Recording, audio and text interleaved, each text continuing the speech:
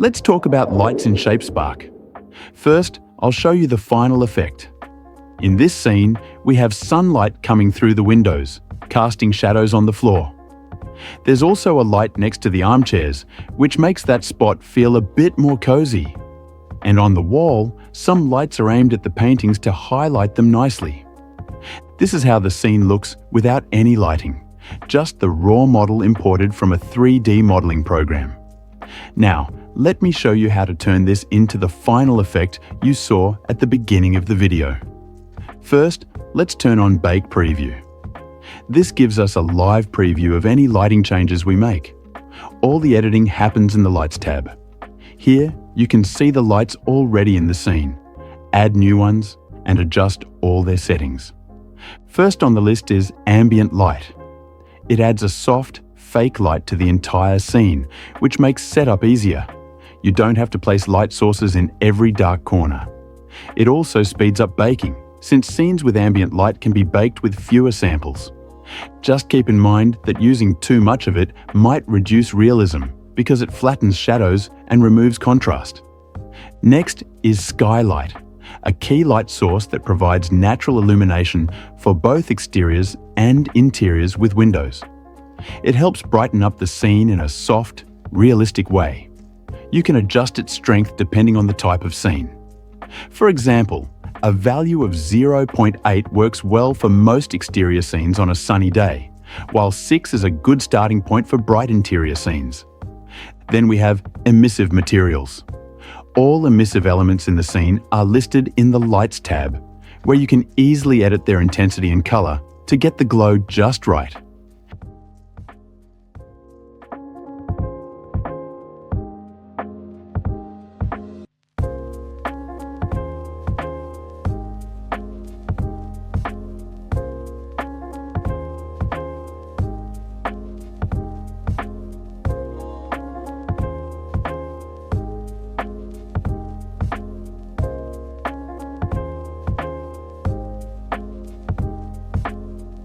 Here you can add different types of lights: spotlight, area light, sun, and point light.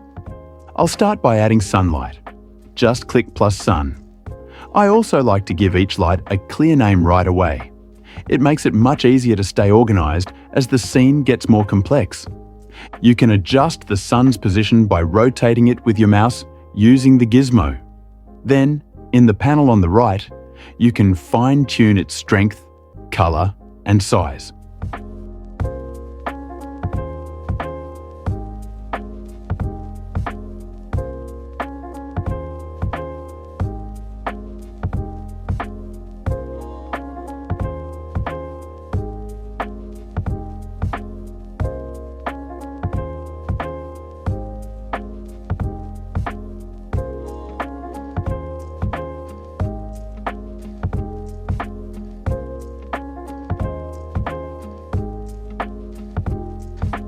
I'm going for a slightly warmer tone here.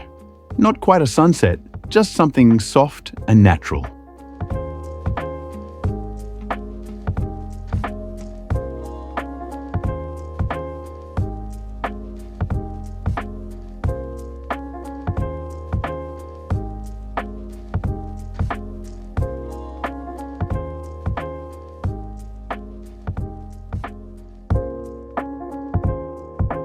Now let's take a look at the floor lamp next to the armchairs.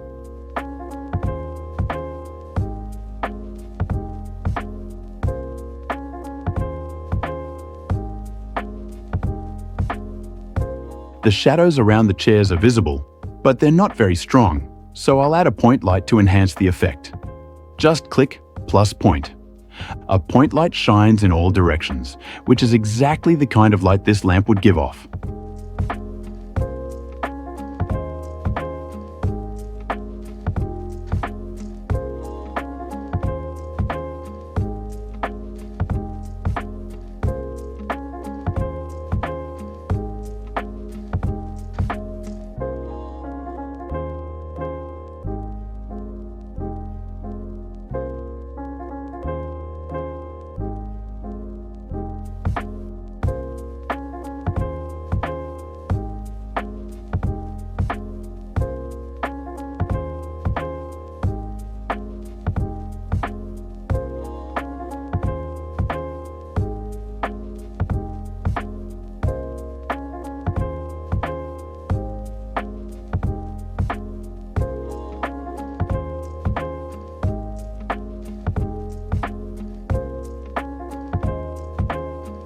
Now let's move to the ceiling lights.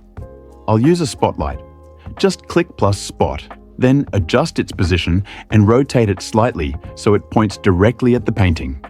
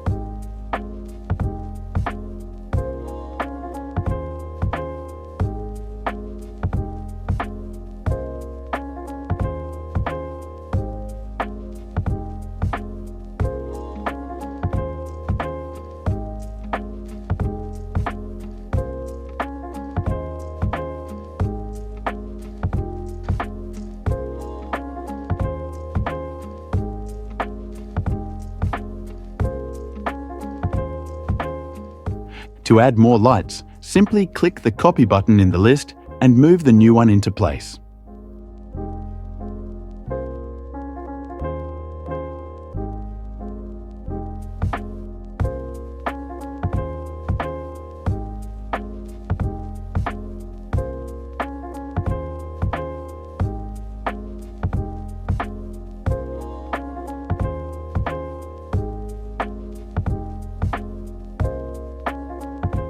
Now all 4 copied lights are instances, which means you can adjust their settings together. Quick and easy.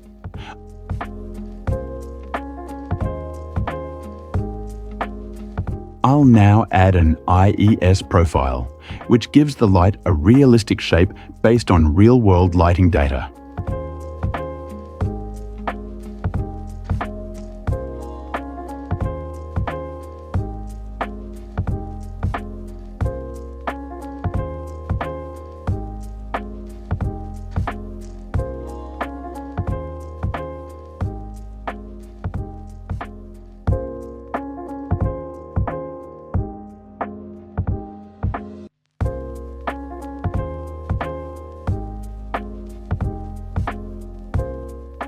To see the effect more clearly, I'll turn off the other lights and switch between a few different profiles before choosing the one that fits best.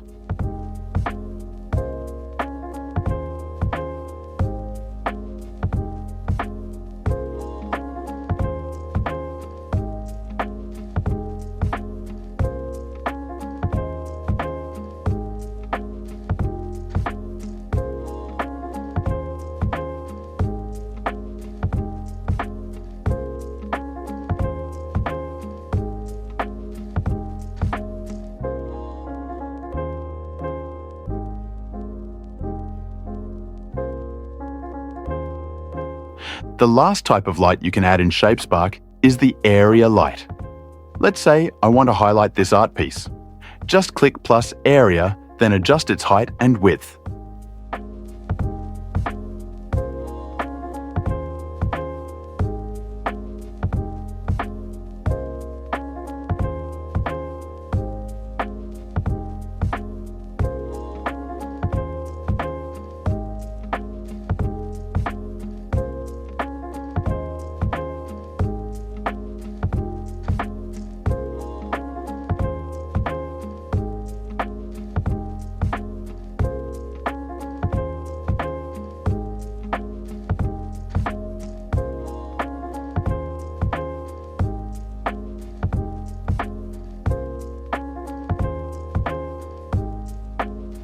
In the panel, you can also change its strength and color.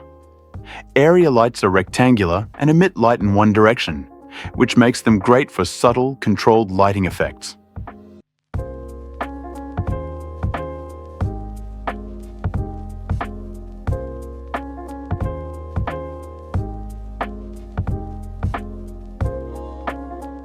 Now I'll show you what kind of effect ambient light has in this type of scene.